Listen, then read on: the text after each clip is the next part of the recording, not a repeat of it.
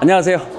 장희택입니다. 이게 푸조 행사장에 오래간만에 왔는데 푸조 3008 이 유럽에서는 곧잘 보이는데 우리나라에는 좀 출시가 늦어졌죠. 유럽에는 작년부터 길에 풀렸던 것 같은데 우리나라에는 이제 7월부터 이게 팔리다고 하는데 3008의 3세대 모델입니다. 1세대부터 우리나라에 팔기 시작했죠. 2008년인가 뭐 2009년 뭐 요때부터 팔기 시작해서 1세대는 약간 둥글둥글하게 생겼었고요. 그 다음에 2세대 모델은 조금 각이 지기 시작을 하다가 지금 3세대 모델은 완전히 각진 스타일이죠. 칼로 탁탁 쳐낸 듯한 자신감 있는 라인과 아주 명확한 면들, 그래서 강렬한 이미지를 주죠. 그리고 이제 푸조만의 이런 세 개의 선을 사선으로 빡빡 넣어서 사자가 발톱으로 딱 칼치고 간 듯한 약간 이런 형상으로 푸조만의 주간주행등가 뭐 이런 것들도 강렬하게 넣었고요. 그리고 앞에 이 라디에이터 그릴이 조금 검은색으로 있다가 점점 이렇게 확산이 되죠. 시각적으로 딱 보면은 평면입니다. 왜냐면은 앞을 이렇게 둥글게 뾰족하게 만들면은 조금 더 빨라 보이고 멋있어 보이겠지만 보행자 안전이라든가 뭐 여러 가지 이유로 앞을 그냥 이렇게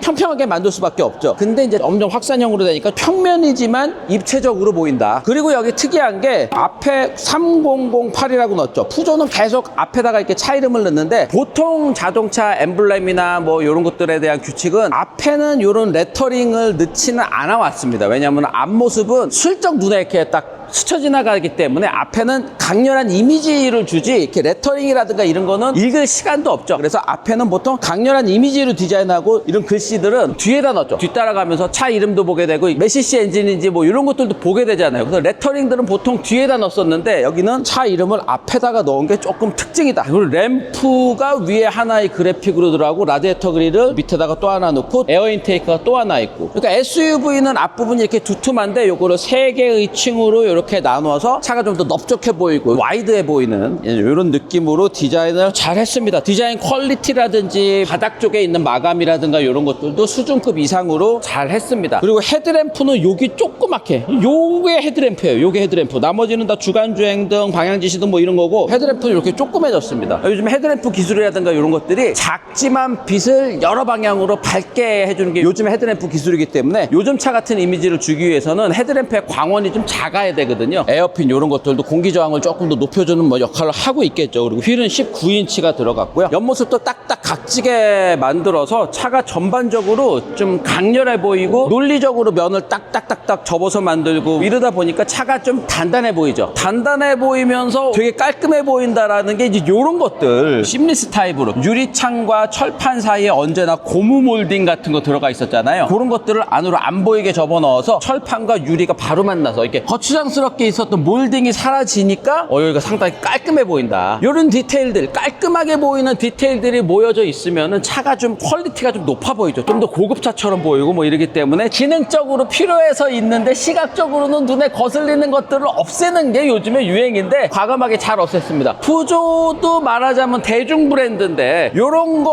원가 좀 예민하거든요. 근데 이런 것들 아주 잘했습니다. 그리고 여기에 주유구가 들어가는데 주유구를 왜 이렇게 크게 했는지 모르겠어. 그리고 바퀴 휠아치를 한번 크레딩으로 감싸고 또 한 번 주름을 넣어서 바퀴 쪽을 강조해주고 이렇게 휠아치를 한 번 더 이렇게 해주고 그러면 차가 좀 더 낮아 보이는 그런 효과를 주거든요. 그리고 이제 요 뒤로 이렇게 오시면은 뒤에도 앞에와 마찬가지로 세 개의 선으로 사자가 확 칼치고 지나간 듯한 푸조스러움을 딱 박아놨고 뒷유리창이나 이런 것들은 거의 스포츠카급으로 여기 뒤에를 날렵하게 만들었네요. 옆쪽은 약간 뾰족하게 이렇게 살리면서 다른 차에서는 볼 수 없었던 푸조만의 이런 튀는 디테일? 네, 여기도 그냥 이렇게 딱 이렇게 해놨네. 뒤에 테일램프는 위로 바짝 올려서 좀 달리는 차 느낌도 내고 스포츠 쿠페처럼 여기를 날렵하게 만든 쿠페형 SUV 스타일이에요. 그리고 트렁크를 열면은 전동식 트렁크. 트렁크 안쪽에는 이렇게 아주 넓은 수납 공간도 있고 요거를 밑으로 내릴 수도 있고 이렇게 위로도 두 단계로 활용을 할 수도 있고요. 길이가 4.5m 정도 되는 준중형급 SUV이기 때문에 트렁크 공간이 그렇게 넓지는 않습니다. 이게 준중형급 SUV라 그러면은 우리나라 투싼 스포티지도 준중형급 SUV거든요. 근데 우리나라에는 길이를 13cm 늘린 롱휠 베이스 버전을 우리나라와 미국 쪽에는 팔고 있고 유럽에는 투싼 스포티지도 그냥 4.5m 정도입니다. 그러니까 요거랑 비슷한 사이즈예요. 네, 근데 푸조 3008은 뭐 롱휠 베이스 버전이라든가 이런 것이 따로 없기 때문에 그냥 4.5m. 기존보다는 사이즈는 조금 더 늘어났어요. 근데도 이제 우리나라의 투싼 스포티지는 4.6m, 뭐 4.65m 막 해서 차 사이즈가 상당히 넉넉해지기 때문에 우리나라에서 이게 상품성으로 좀 대결을 하기 생각하기에는 조금 좀 밀리는 느낌이 있죠. 디자인은 푸조만의 지금 개성 넘치는 디자인으로 어필은 할 수 있을 것 같은데 종합적인 상품성이 우리나라 분들이 좀 넓은 차 이런 것들을 선호하기 때문에 뒷좌석이 아까 타봤더니 좁다라는 느낌이 들거든요. 실내 일단 들어볼게요.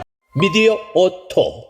겉모습은 푸조만의 개성 넘치는 게 그래도 막 넘치진 않았거든요. 근데 실내는 푸조만의 개성이 완전히 폭발하고 있습니다. 이 세상에 있는 어떤 차와도 닮지 않은 푸조만의 이 실내 디자인입니다. 이게. 이런 데를 다 이렇게 직물로 감싸면은 뭐 딱딱하지만 시각적으로 보기에는 포근해 보이고 살을 문대도 될 것 같은 그런 느낌이 든단 말이에요. 그러면서 요 위에는 아주 사이버틱한 이런 디테일들도 들어가 있고 그 위에는 가죽 무늬로 감쌌고 CMF팀이 너무 열심히 일을 한 것 같아요. 그리고 이게 실내 레이아웃 자체가 완전히 튀죠. 테슬라의 실내는 가운데 테레비만 딱 놓고 아주 고독하고 깔끔하고 아무것도 없는 원룸 같은. 근데 얘네들은 무슨 파티장 분위기야. 뭔가 막 요란하게 나랑 막 대화를 하려고 막 이렇게 달겨드는 느낌 있잖아요. 다 운전자를 감싸고 있어요. 그리고 위에 플로팅 이 계기판이 이렇게 위에 있는데 운전대 위로 계기판이랑 뭐 내비게이션 화면이라든가 뭐 이런 것들을 보는 거예요. 그리고 터치도 됩니다. 푸조에 드디어 앞좌석에는 통풍 시트 2개 들어갑니다. 내비게이션 이게 티맵 내비게이션 이런 게 아니고 유럽에서 쓰는 탐탐 내비게이션의 한국 지도 버전이에요. 그래서 내비게이션이 그렇게 좋진 않을 거예요. 내비게이션에 드디어 동해도 들어가고 독도도 들어가 있고 탐탐 내비게이션도 신경 많이 쓰네요. 제가 저번에 이거 일본해로 돼 있네요 막 했었잖아. 이게 약간 자극을 딱 했거든. 그랬더니 다 바꿔가지고 다 넣었네. 기어노브 여기 이렇게 해서 변속해가지고 하는 거고 여기에 스마트폰 무선 충전 들어갑니다. 여기에는 뭔가를 이렇게 놔둘 수 있는 스마트폰 같은 거를 놔둘 수 있는 공간이기도 하고 딱 하면은 여기 수납 공간이 또 나와. USB 같은 게 들어가 있고 그리고 여기에 버튼들 같은 거 넣고 드라이브 모드, 스포츠, 노멀, 에코 여기서 하고요. 그 다음에 비상등이 여기 있으니까 상당히 좋네요. 얘는 왜 이렇게 힘들게 여기 누워있냐. 오늘 신차 발표 현장은 조금 좀 새롭습니다.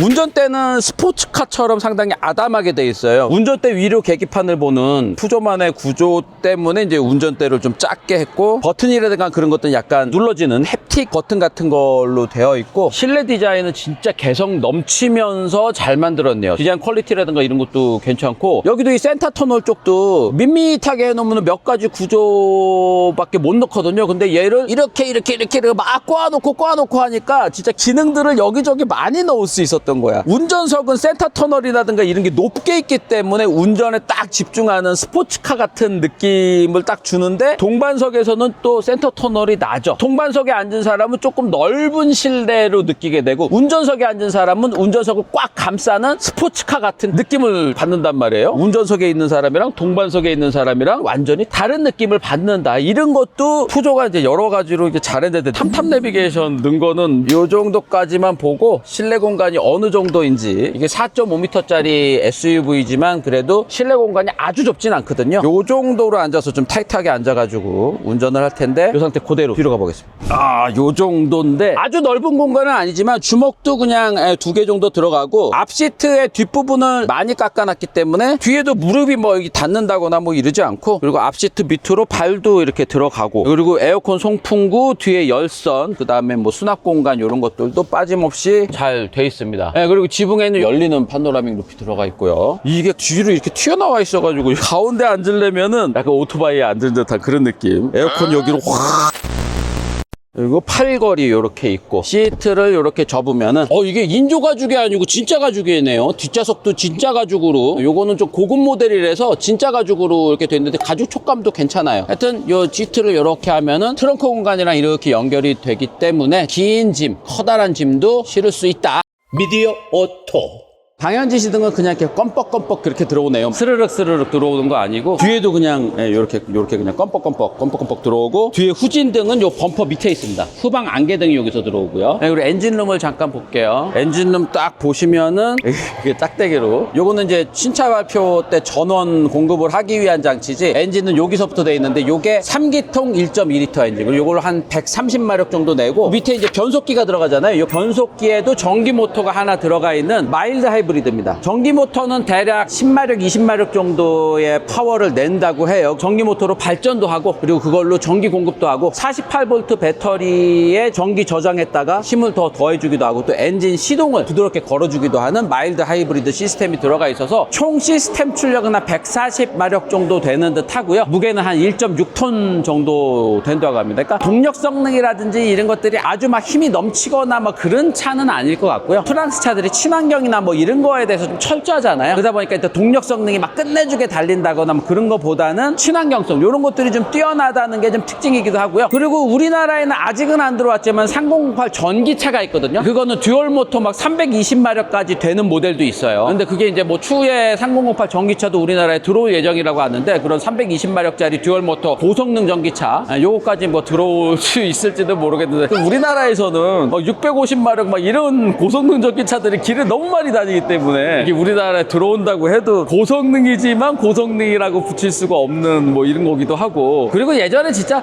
푸조는 자동차를 정말 잘 만들던 회사였죠. 우리나라 70년대 80년대 푸조는 넘을 수 없는 저 높이에 있는 자동차 회사였습니다. 우리나라 막 스텔라 만들고 포니 엑셀 만들고 뭐 포니 이런 거 시절에 근데 지금은 현대자동차가 저 위로 올라갔죠. 지금 글로벌 3등이에요 현대자동차는. 그리고 푸조는 스텔란티스 그룹 크라이슬러 뭐 피아트 푸조 막 이런 잘 안 되는 회사들끼리 모여서 우리 힘 합쳐서 열심히 해봅시다 라고 만든 스텔란티스 그룹에 또 이제 이게 들어갔죠. 네, 이런 식으로 자동차 산업 지형도가 바뀌는 겁니다. 한때 강자였다고 해도 영원히 강자가 아니고 또 밑에 있던 회사들이 막 해가지고서는 이렇게 뒤집어 엎고 막 뭐 이러는 거예요. 그러니까 이게 3008 같은 이런 차가 우리나라에서 4,500만 원, 4,900만 원에 140마력 정도 되는 준중형 SUV. 뭐 스타일은 푸조만의 개성 넘치는 스타일로 하고 이런 거는 정말 좋아. 근데 가격이 이게 4,500만 원, 4,900만 원 이건데 140마력이다. 이거 쉽지 않죠 이게. 이 스텔란티스 코리아에서도 노력은 정말 많이 했어요. 이게 우리나라 가격을 전 세계에서 거의 제일 좋은 가격으로 받아왔는데도 가격이 이게 우리나라에서는 만만치 않은 가격이 되잖아요. 지금 우리나라 환율도 안 좋고 프랑스를 비롯한 유럽은 일단 차가 다 비싸요. 투싼 스포티지도 유럽 가면 3천만 원 이런 게 아니에요. 다 4천만 원, 5천만 원에 팔리고 있어요. 하여튼 그런 차를 수입해서 4,500만 원, 4,900만 원 정도의 가격표도 많이 노력해가지고 오기는 했는데 현대기아, 뭐 제네시스 이런 이게 있는 우리나라에서 이렇게 대결하기가 이게 이제는 쉽지 않다. 정말 푸조의 이 얼굴에 진짜 꽂힌 사람들이나 1.1L 마일드 하이브리드 이 파워트레인의 친환경성이라든가 뭐 이런 것들에 정말 짙은 매력을 느꼈다거나 뭐 이런 분들 위주로 사시게 되지 않을까. 이게 차가 안 좋다는 게 아니에요. 우리나라에 이렇게 쫙쫙쫙쫙 먹힐 만한 그런 상품성이라고 보기에는 조금 좀 그런 게 있다.